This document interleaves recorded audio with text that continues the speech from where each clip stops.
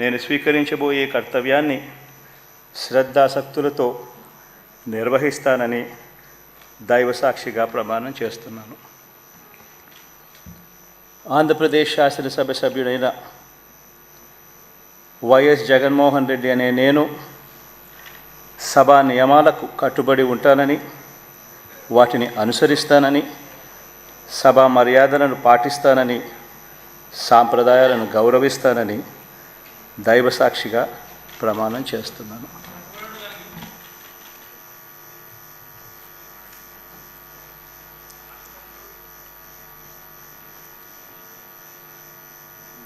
Shrimati Aditi Vijayalakshmi Gajapathiraju Pusapati.